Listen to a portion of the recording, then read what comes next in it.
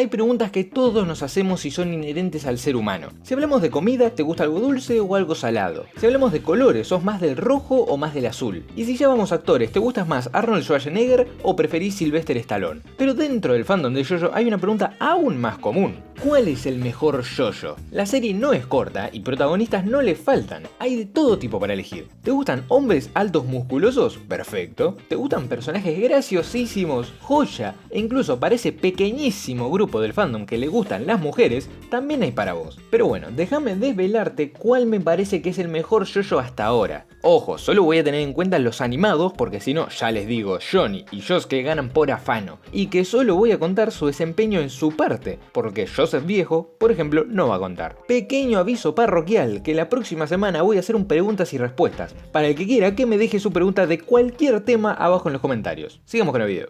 Empezando con el primero de todos, hay que decir, Jonathan tiene pocos puntos a favor. Tiene una personalidad muy plana, ya que consiste en ser un caballero, incluso con sus enemigos, y poco más. Y como tal, a lo largo de su parte, es la única faceta que vemos. Él como tal no tiene un gran desarrollo de personaje, por lo que ya claro que aunque no sea nada nuevo, en comparación al resto se queda atrás.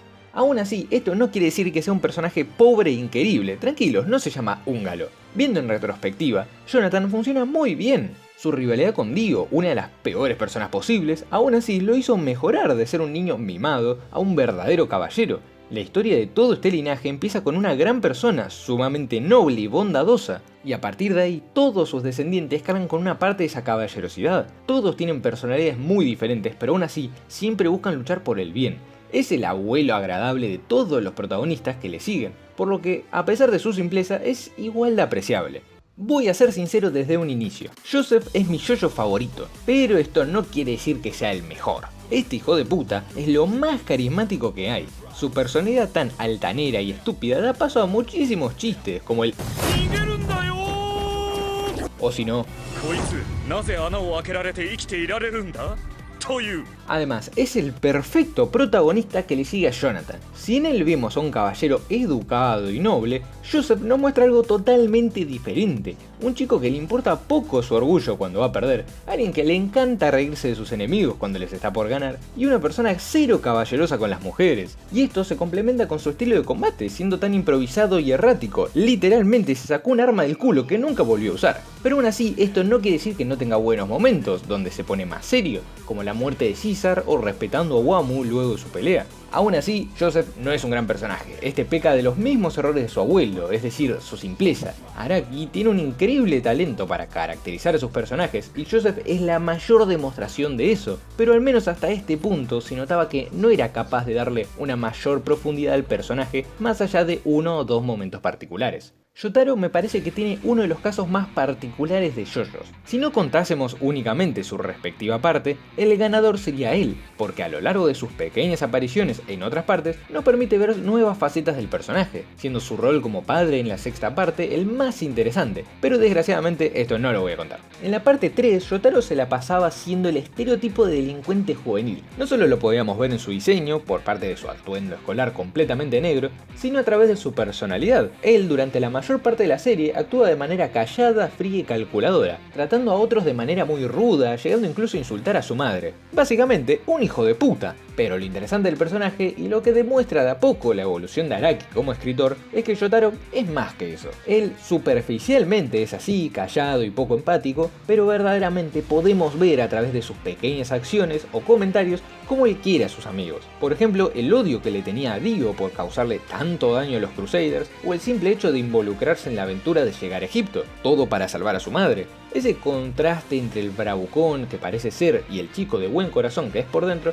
le da al menos más profundidad que los anteriores protagonistas. Aún así, no le da el derecho para llamarle puta a su madre. Como vemos, Araki va socavando los problemas que tiene con sus protagonistas, y en el caso de Yosuke queda clarísimo. Su personaje está inspirado en el mismo estilo que Yotaro, manteniendo ese estilo delincuente y llevándolo más a la comedia con su chiste de insultar su pelo. Pero aún así, si consideramos que uno de los mayores problemas de Yotaro era la falta de personalidad o la falta de expresión que tenía, Yosuke es todo lo contrario. no solo es muy carismático, sino que a diferencia de su predecesor, eres una mejor representación de un chico de 16 años. No sé cuántos esteroides tendría que consumir un chico de 16 años para llegar a ese punto, pero confiemos. A lo largo de la parte 4 lo vamos a ver tener actitudes muy propias de un adolescente, como el hecho de cagarse a piñas con Okuyasu para después ser uno de sus mejores amigos, o sus travesuras para conseguir plata, como cuando intentó estafar a Johan.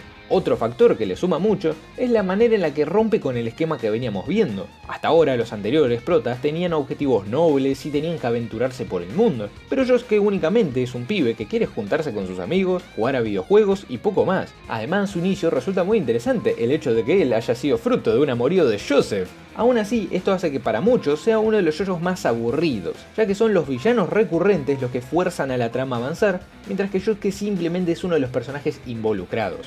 Giorno es uno de los yoyos más polémicos. Por un lado están los que dicen que con suerte se puede llamar personaje a esa hoja en blanco, y después están los que ven a este personaje como profundo e interesante. El planteamiento inicial resulta muy interesante, no lo voy a negar. No solo es el primer protagonista proactivo, es decir, que mueve la trama y a los personajes por su propio sueño, sino que funciona como la fusión de los conceptos de Ryo y Jonathan. En él podemos ver la naturaleza que tiene por la bondad, como el objetivo de acabar con las drogas o la confianza que creó con los miembros del grupo, pero también podemos ver ciertos aspectos de Dio, como la poca empatía que tiene por sus enemigos o el objetivo tan ambicioso que tiene de convertirse en líder de pasiones. Ignoremos el hecho de que él quiere ser líder para acabar con las drogas, pero no le importa el lavado de dinero, el tráfico de armas ni la trata de blancas. Sin embargo, el mayor de sus problemas se da por la falta de carisma, o más bien por sus compañeros. Mista, Bucciaretti y Naranja son extremadamente carismáticos y simplemente lo opacan. Desgraciadamente, Giorno no puede resaltar tanto en su contexto, ya sea por su personalidad, la cual sumada al hecho de que es poco expresivo y callado,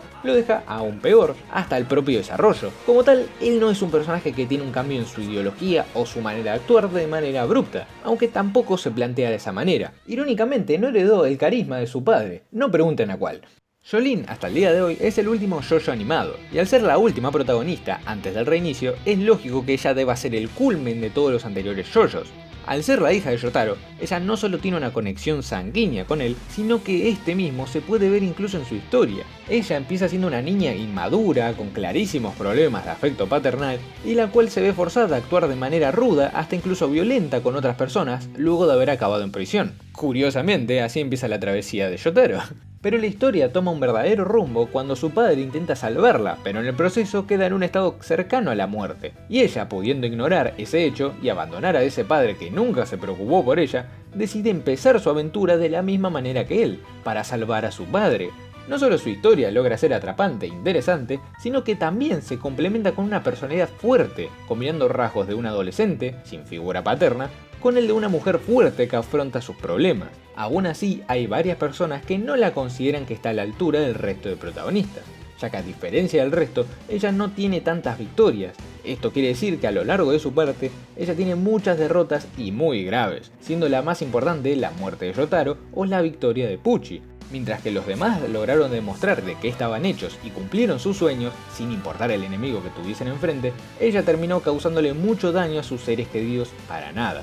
En conclusión, y sin dar muchas vueltas, el mejor yoyo es Jolene. Primero que todo, como ya dije, Jonathan y Joseph son conceptos sumamente simples que por sí solos no logran ser grandes protagonistas. Yotaro y Giorno sufren de un problema similar. Aunque sus conceptos sean interesantes, principalmente el de este último, su desempeño en sus partes se ve totalmente opacado y no se permiten destacar. Y quedan Yosuke y Jolene. Me terminé decantando por esta última, principalmente porque aunque a mí me guste, entiendo por qué a muchos le parece que Yosuke termina siendo aburrido en su parte. Pero Jolene me parece la mejor yoyo porque a pesar de no ser un hombre mamado de 2 metros, lleva al máximo los mejores aspectos de cada uno de los protagonistas. Ella desde un inicio tiene esa conexión con todo su linaje, siendo la última descendiente, y no por nada se enfrenta al pupilo del primer villano. A pesar de ser herida por esa desconexión por culpa de Yotaro, demuestra constantemente su naturaleza para el bien, intentando ayudar a Emporio o a Hermes. Pero eso no quita sus momentos de seriedad donde debe imponerse y pelear arriesgando la vida por su objetivo. E incluso esas fallas que tiene, las cuales comprometen a otros y terminan en su derrota ante Pucci, en mi opinión solo hace que mejore. Es la única que perdió, pero aún así fue capaz de darlo todo. Además, tampoco pude encontrarle ningún error tan grave como a cualquiera de los otros protagonistas. Pero bueno, si estás de acuerdo déjame tu like y suscripción, y si no lo estás, también déjame tu suscripción. Pero aclárame cuál es el mejor JoJo para vos y cuál es tu favorito. Muchas gracias por llegar hasta acá, bye.